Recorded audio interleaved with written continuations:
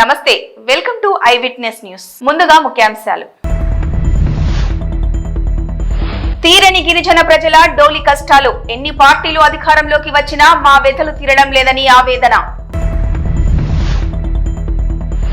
మచిలీపట్నంలో fake currency కలకలం. నిందితుడి నుండి 6,500 రూపాయల నకిలీ నోట్లు స్వాధీనం చేసుకున్న పోలీసులు. తిరుమలకు వస్తున్న తెలంగాణ భక్తులపై టీటీడీ నిర్లక్ష్యం.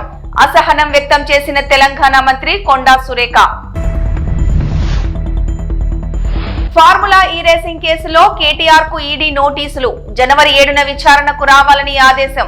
అల్లూరి జిల్లా చింతపల్లిలో వర్షపు బురద రోడ్డులో డోలీలో గర్భిణి లక్ష్మిని ఆసుపత్రికి తరలించగా పాడేరు ప్రాంతంలో ఒక వృద్ధుడికి అనారోగ్యంతో డోలీ కట్టి వాగు ప్రవాహం దాటించి వైద్యంకు తరలించారు కుటుంబ సభ్యులు. ఎందరు ఎన్ని హామీలు ఇచ్చినా, ఎన్ని పార్టీలు అధికారంలోకి వచ్చినా మాకు ఈ డోలీ కష్టాలు తీరడం లేదని ఆవేదన వ్యక్తం చేస్తున్నారు గిరిజన ప్రజలు.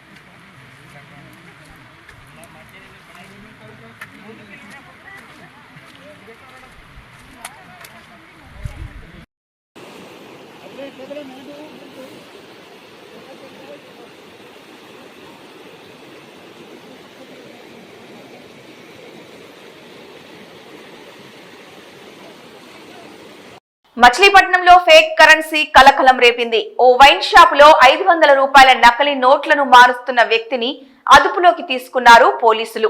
నిందితుడి నుంచి 6,500 రూపాయల నకిలీ నోట్లను స్వాధీనం చేసుకున్నట్లు తెలిపారు Chilakalapudi circle inspector S K Abdul Nabi. నిన్నటి రోజు రాత్రి బస్టాండ్ దగ్గర ఒక వైన్ షాప్లో ఒక పర్సన్ దొంగ నోట్లు మారుతున్నట్లుగా వచ్చినటువంటి సమాచారం మేరకు, అలాగే ఆ వైన్ షాప్ వాళ్ళు ఇచ్చినటువంటి రిపోర్ట్ మీద ఒక మనిషిని అదుపులో తీసుకుని ఫేక్ కరెన్సీ కొంత సీజ్ చేయడం జరిగింది. దాని మీద కేసు రిజిస్టర్ చేసి కేసు దర్యాప్తు చేయడం జరుగుతుంది. దర్యాప్తులో ఎవరెవరి పాత్ర ఉందో చూసుకుని దాని ప్రకారం యాక్షన్ తీసుకుంటాం. 6,500 క్యాష్ అక్కడ పొజిషన్లో దొరకడం జరిగింది. పర్సన్ ఇక్కడ మన మచిలీపట్నం సంబంధించిన లోకల్ పర్సన్.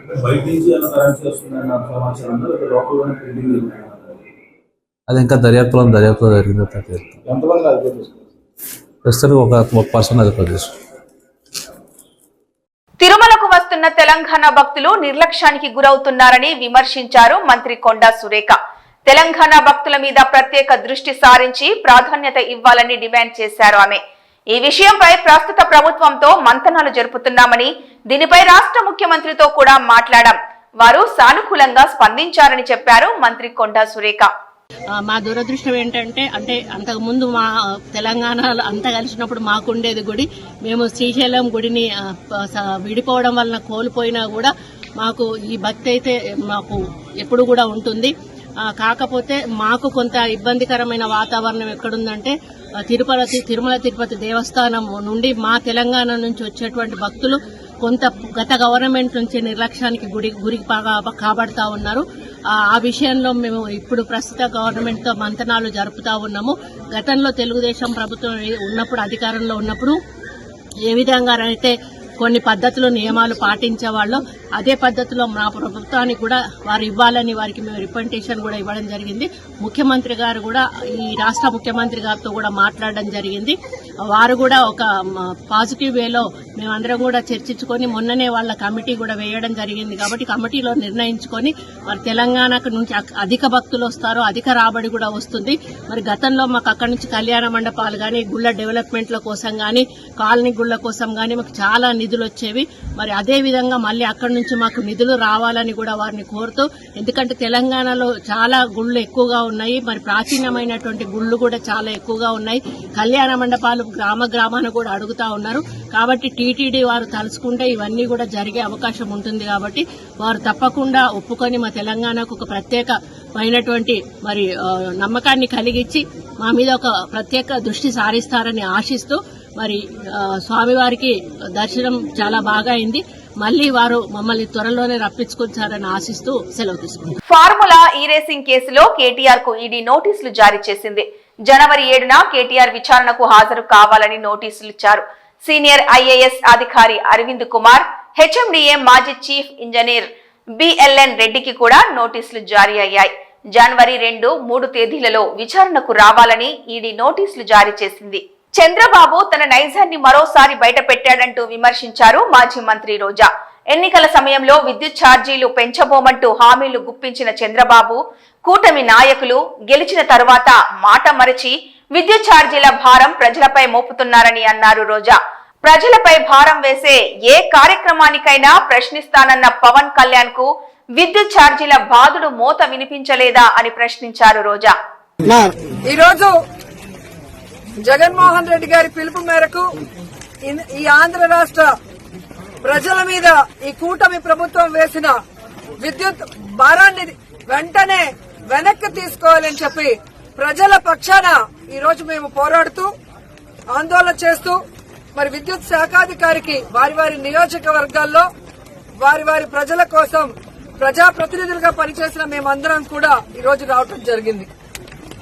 ఈరోజు ఎంత సిగ్గుచేటంటే ప్రజలకేమో ఎన్నికల ముందు చంద్రబాబు నాయుడు గారు కరెంటు ఛార్జీలు పెంచము, వీలైతే తగ్గిస్తాము అని ఆపటం కాకుండా అంతకు మించి ప్రజల దగ్గర నుంచే ప్రభుత్వం విద్యుత్ కొనుగోలు చేసే విధంగా చర్యలు చేపడతామని చెప్పిన మహానుభావుడు. కానీ ఈరోజు దాదాపుగా 6 నెలల్లో 15,500 కోట్ల రూపాయల్ని ఈరోజు ప్రజల మీద బాధిన బాధుడికి ప్రజలందరూ కూడా కృంగిపోతున్నారు. ఈరోజు పవన్ కళ్యాణ్ గారిని అడుగుతున్నాను, మీరు చంద్రబాబు నాయుడు గారు ఎన్నికల్లో ఏం చెప్పారు? విద్యుత్ ఛార్జీలు పెంచము, పెంచితే ఒప్పుకోమన్నాం. మరి ఈ రోజు 15,500 కోట్ల రూపాయలు విద్యుత్ ఛార్జీలు పెంచితే ఎందుకు సైలెంట్ గా ఉన్నారు? ఎందుకు వాటిని ఆపమని చెప్పట్లేదు? చంద్రబాబు నాయుడిని ఇలా చేస్తే కరెక్ట్ కాదు అని ఎందుకు నిలదీయలేకపోతున్నారు? అంటే అధికారం కోసం ఒక మాట, అధికారంలోకి వచ్చిన తర్వాత మీకు పదవి వచ్చింది కాబట్టి అన్నిటికీ సరెండర్ అయిపోతున్నారా? ప్రజలకు చెప్పాల్సిన బాధ్యత ఉందని కూడా ఈ సందర్భంగా తెలియజేసుకుంటున్నాను. ఎందుకంటే చంద్రబాబు నాయుడు ఏదైతే చెప్పాడో బాబు షూరిటీ భవిష్యత్తుకు గ్యారంటీ అని, ఈరోజు బాబు షూరిటీ లేదు, ఆయన హామీలకి గ్యారంటీ లేదు, ఆయన మాటలకి ఈరోజు వారంటీ లేదు అనేది అర్థమవుతుంది. కరెంటు ఛార్జీలు పెంచేశారు, రిజిస్ట్రేషన్ ఛార్జీలు పెంచేశారు, 60% నిత్యావసర వస్తువుల ధరలు పెంచేశారు, ఫ్రీ ఇసుక అంటూనే 2 రెట్లు ఇసుక రేట్లు పెంచేశారు. ఈరోజు వీధి వీధికి మద్యం షాపులు పెట్టి ఈరోజు ప్రజల్ని పీల్చి పిప్పి చేస్తున్నారు. దాదాపుగా 6 నెలల్లోనే 1,00,000 కోట్ల అప్పు చేసిన చంద్రబాబు నాయుడు మరి ఎందుకు ఇవన్నీ పెంచుతున్నారు? ఒక అమ్మఒడి ఇవ్వలేడు, ఫీజు రియంబర్స్మెంట్ ఇవ్వలేడు, రైతు భరోసా ఇవ్వలేడు, విద్యా దీవెన ఇవ్వలేడు, వసతి దీవెన ఇవ్వలేడు, 0 వడ్డీకి రుణాలు ఇవ్వలేడు. కానీ ఆ 1,00,000 కోట్ల రూపాయల్ని ఏం చేశాడో చెప్పడు. ఆ 1,00,000 కోట్ల రూపాయలతో కనీసం ప్రజల మీద పడ్డ ఈ విద్యుత్ భారాన్నైనా ప్రభుత్వం ఎందుకు మోయటం లేదని అడుగుతున్నాను. మొన్ననే మనం చూసాం, సిగ్గు లేకుండా ప్రజల డబ్బుతో 3,200 రూపాయలు ఒక్కొక్క ప్లేట్ అని చెప్పి ఎలా కోట్ల రూపాయలు మింగేశారో చూసాం. అలాంటి డబ్బులు ఈ ప్రజల మీద విద్యుత్ భారం పడకుండా ఎందుకు మీరు ఉపయోగించడం లేదని నేను అడుగుతున్నా. అలాగే చంద్రబాబు నాయుడు, లోకేష్ బాబు, పవన్ కళ్యాణ్ బాబులు స్పెషల్ ఫ్లైట్లు వేసుకుని ప్రజల డబ్బులు దుర్వినియోగం చేస్తుంటే ఆ దుర్వినియోగం ఎందుకు చేస్తున్నారు? ఆ డబ్బులు కనీసం ప్రజల మీద ఈ విద్యుత్ భారం పడకుండా ఉండేందుకు ఉపయోగించవచ్చు కదా అని డిమాండ్ చేస్తున్నాం. ఈరోజు తెలుగుదేశం వాళ్ళకి ఒక ఫ్యాషన్ అయిపోయింది. ఒక రేప్ జరిగినా, ఒక విద్యుత్ ఛార్జీలు పెరిగినా, ఒక నిత్యావసర ధరలు పెరిగినా, లేదా ఏది జరిగినా రాష్ట్రంలో జగన్మోహన్ రెడ్డి గారి వల్లే జరిగింది అని చెప్పడం ఫ్యాషన్ అయిపోయింది. అసలు అధికారంలో ముఖ్యమంత్రిగా ఉన్నది జగన్మోహన్ రెడ్డి గారా, చంద్రబాబు నాయుడు గారా అని నేను అడుగుతున్నాను. అప్పుడు మేము రోడ్ల మీదకి రాము, ధర్నాలు చేయము. మీరు చేతిలో వైకుంఠం, అరచేతిలో వైకుంఠం లాగా ఎన్నికల ముందు ఒకటి చూపిస్తారు, ఎన్నికలు అయ్యాక ప్రజలకు నరకం చూపిస్తారు. ఈ రోజు మీకు ఓటేసినందుకు ఈ రాష్ట్రంలో ప్రతి ఒక్కరిని కాటేయడమే పనిగా పెట్టుకున్నారు. మీరు ఎవరు బాగున్నారండి?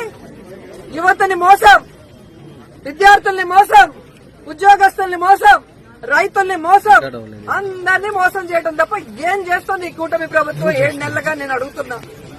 సో ఈ రోజు మేము ప్రజల తరఫున మీరు అన్యాయంగా మోపిన ఈ 15,500 కోట్ల బాధుడిని వెంటనే ఉపసంహరించుకోవాలి, వెనక్కి తీసుకోవాలని డిమాండ్ చేస్తూ వైఎస్ఆర్సీపీ పార్టీ ప్రజల పక్షాన నిలబడి ఈ రోజు పోరాటం చేస్తుంది. మీరు వెనక్కి తీసుకునేంత వరకు ఈ పోరాటం ఆగదని కూడా మీకు తెలియజేసుకుంటూ, ప్రజల మీద, కార్యకర్తల మీద తప్పుడు కేసులు పెడుతుంటే చూస్తూ ఊరుకోము. ఖచ్చితంగా అఫీషియల్స్ రూల్స్ కు విరుద్ధంగా పనిచేస్తే ప్రైవేట్ కేసులు వేసి మిమ్మల్ని కోర్టు చుట్టూ తిప్పి. కాలేజీ విద్యార్థులే లక్ష్యంగా చేసుకుని గంజాయి విక్రయిస్తున్న 10 మంది ముఠాని అదుపులోనికి తీసుకున్నారు పోలీసులు. 4 కిలోలకు పైగా గంజాయిని వారి వద్ద నుండి స్వాధీనం చేసుకున్నట్లు తెలిపారు పోలీసులు. గంజాయి పీల్చి దొరకకుండా ఉండేందుకు మౌత్ ఫ్రెషనర్ ఐ డ్రాప్స్ లలో నింపి వినియోగిస్తున్నట్లు తెలిపారు. మహారాష్ట్ర సోలాపూర్ నుంచి తక్కువ ధరకు గంజాయి దిగుమతి చేసుకుని వీటిని విక్రయిస్తున్నట్లు వివరించారు పోలీసులు. గత కొన్ని రోజులుగా ఒక 2 మెయిన్ అక్యూజ్ మీద మనము వర్కౌట్ చేసినప్పుడు బీకేఎస్ మండలానికి చెందిన వాళ్ళతో మాకు అనంతపూర్ జిల్లాలో మేజర్లీ అనంతపూర్ టౌన్ వరకు దాదాపు ఒక 10 మంది ఇంపార్టెంట్గా మాకు స్మగ్లర్స్ అండ్ ఇక్కడ డిస్ట్రిబ్యూటర్స్ కింద మాకు దొరికారు. సో వాళ్ళ పొజిషన్ నుంచి మనము 4 కిలోలు గాంజా సీజ్ చేయడం జరిగింది. Basically 4.270 grams, 4 kgs and 270 grams ganja and 10 cell phones కూడా మనము వాళ్ళ పొజిషన్ నుంచి సీజ్ చేశాము. సో వీళ్ళు ఇంపార్టెంట్గా సోర్స్ అది మనము చూసినట్టయితే వాళ్ళందరూ కూడా మహారాష్ట్ర నుంచి అక్కడికి వెళ్ళి 1 కిలోకి 15,000 వరకు ఇచ్చి అక్కడి నుంచి తీసుకొచ్చేవాళ్ళు. అక్కడి నుంచి ఇక్కడ తీసుకొచ్చిన తర్వాత ఎవ్రీ 500 గ్రామ్స్కి వీళ్ళు ఎవ్రీ 6 గ్రామ్స్కి ఒక 500 రూపీస్ కింద ఇక్కడ అమ్మడం జరిగింది. అంటే దాదాపు 14-15,000కి కొంటే ఇక్కడ 80-85,000 రేట్కి ఇక్కడ అమ్మడం జరిగింది. సో దీంట్లో మనం ఇంపార్టెంట్గా చూస్తే, సో ఇది one of the consuming devices. దీంట్లో ఈ గాంజా ఇక్కడ పెట్టేసి కాల్చి వాటర్ అది ఫిల్ చేసి దీన్ని ఇలాగ లాగడం జరుగుతుంది. అండ్ ఇది కాకుండా ఈ సెల్లర్స్తోనే మనకు ఇవి దొరుకుతున్నాయి. ఈ సార్ ఓసీస్ అని అంటారు.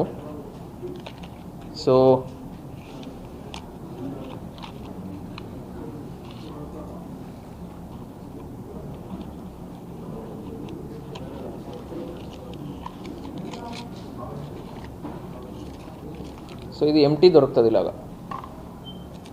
సో ఎంటీ లోపల గాంజాని ఫిల్ చేసి, సో ఇలాగ ఫిల్ చేయడం జరుగుతుంది. ఫిల్ చేసి మళ్ళీ ఫిల్ అయిన తర్వాత ఫ్రంట్లో ఇలా రోల్ చేసి, సో దాన్ని బాన్ చేసి తాగుతున్నారు. సో ఇట్లాంటివి కూడా వాళ్ళ పొజిషన్ నుంచి మాకు దొరికింది. ఇది కాకుండా ఇంట్లో పేరెంట్స్కి కానీ ఫ్యామిలీకి కానీ తెలియకూడదని గాంజా తాగినప్పుడు కళ్ళు ఎర్రగవుతాయి కాబట్టి ఈ డ్రాప్స్ కూడా వాళ్ళే ఇస్తున్నారు. సో ఈ డ్రాప్స్ వాడినట్టయితే మీకు కళ్ళు ఎర్రగా కాకుండా నార్మల్గా అలాగే వైట్గా ఉంటాయి. సో ఇంట్లో కూడా మిమ్మల్ని కనిపెట్టుకోలేరని ఈ డ్రాప్స్ కూడా ఇవ్వడం జరుగుతుంది. ఇదే కాకుండా మాకు మౌత్ ఫ్రెషనర్ స్ప్రే కూడా వాళ్ళ పొజిషన్ నుంచి మనము కొన్ని సీజ్ చేయడం జరిగింది.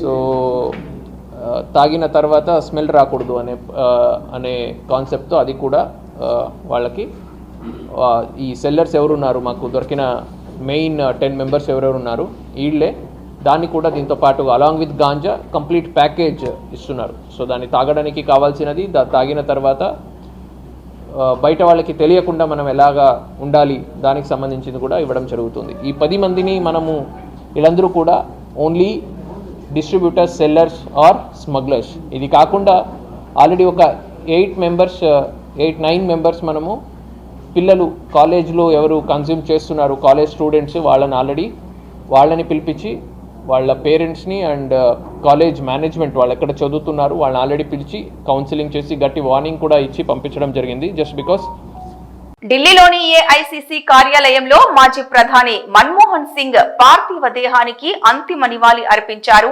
తెలంగాణ పంచాయతీరాజ్, గ్రామీణ అభివృద్ధి, మహిళా శిశు సంక్షేమ శాఖ మంత్రి సీతక్క. మన్మోహన్ సింగ్ పార్థివ దేహంపై పుష్పగుచ్చం ఉంచి నివాళులర్పించారు మంత్రి సీతక్క. అలాగే తెలంగాణ మంత్రి పొన్నం ప్రభాకర్, కేవీపీ, ఇతర ప్రముఖులు మన్మోహన్ సింగ్ కు నివాళులర్పించిన వారిలో ఉన్నారు. మచిలీపట్నంలో మీడియాపై పోలీసులు అత్యుత్సాహం ప్రదర్శించారు. మైనర్ బాలికపై అత్యాచారం కేసుకు సంబంధించిన మీడియా కవరేజ్ కు వెళ్లిన మీడియా ప్రతినిధులతో దురుసుగా ప్రవర్తించారు పోలీసులు. పోలీస్ స్టేషన్ లో మీడియా వాళ్ళు ఉండకూడదని, బయటకు వెళ్లిపోవాలని పోలీసులతో వాగ్వాదానికి దిగారు మీడియా ప్రతినిధులు. పోలీసుల తీరును తీవ్రంగా ఖండించారు మీడియా ప్రతినిధులు. తెలిస్తే మాట్లాడి తెలకపోతే మాట్లాడబాగండి. మీరు మాట్లాడాలి కదా సార్.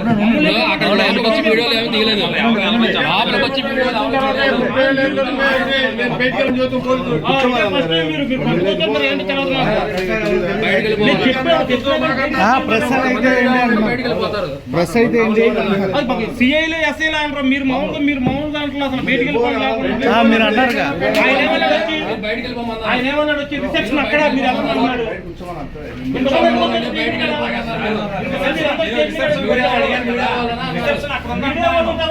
మీరు వాళ్ళకి సమాధానం చెప్పలేకపోతున్నారు కానీ పంపిస్తారు ముందు ప్రశ్న చెప్పాను సార్. చెప్పినా మీరు ఐడి కార్డు వేసుకున్నారా? మీరు పబ్లిక్ గా ప్రస్తుతం మాకేం చెప్పారా? మీరు ప్రశ్నించండి. ప్రశ్న చెప్పాను కదా, చూపించారు. కార్డు చూపిస్తే ఏం చేస్తారు? కార్డు చూపించారు కదా. అలాగే సార్ మాకు తెలియదు. కొంతమంది ఉన్నారు పబ్లిక్ ఎవరు ప్రెస్ ఎవరు తెలియదు. కార్డు పెట్టుకోవాలి. కార్డు లేదు, ఏమీ లేదు. ప్రెస్ అని చెప్పారు. నాకు ఎవరు పబ్లిక్ ఏం కావాలి? ఇన్ఫర్మేషన్ ఇక్కడ తీసుకున్నామండి. మేమే తీసుకోలేదు. అదే సార్, మేము మా పొలంలో మేము తీసుకుంటే మీరు ఇక్కడ అమ్మాయి అందరూ చూసి భయపడుతుంది. ఆ పిల్ల ఇక్కడే ఉన్నాం కదా. పిల్ల భయపడుతుందంటే మీకు అర్థం కావట్లేదు. మీడియా పంపించేస్తారంటే మీడియా ఎవరో తెలియదు. మీకు చెప్పాను కదా మీడియా అని చెప్పిన ఆయన వచ్చి బయటికి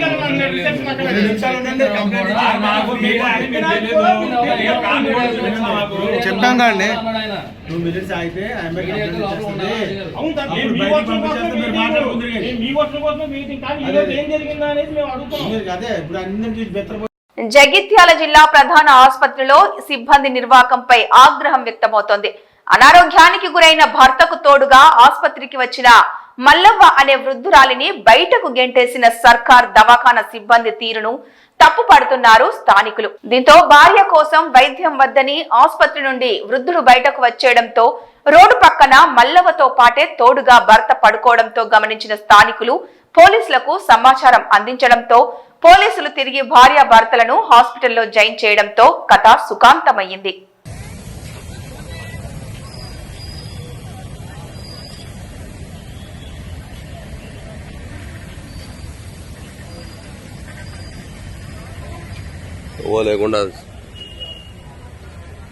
దేశ ఆర్థిక ముఖ చిత్రాన్ని మార్చిన ఘనత మాజీ ప్రధాని డాక్టర్ మన్మోహన్ సింగ్ కే దక్కుతుందని రాష్ట్ర గిరిజన కార్పొరేషన్ చైర్మన్ కొట్నాక తిరుపతి అన్నారు. మంచిర్యాల జిల్లా కేంద్రంలోని ఎమ్మెల్యే నివాసం వద్ద మన్మోహన్ సింగ్ చిత్రపటానికి పూలమాల వేసి నివాళులర్పించారు. అనంతరం మాట్లాడుతూ భారత మాజీ ప్రధాని మన్మోహన్ సింగ్ మరణం కాంగ్రెస్ పార్టీకి తీరని లోటని అన్నారు. భారతదేశంలో ఉన్న గొప్ప వ్యక్తులలో ఒకరైన మాజీ ప్రధాని మన్మోహన్ సింగ్ గారు ముందు వరుసలో ఉంటారు.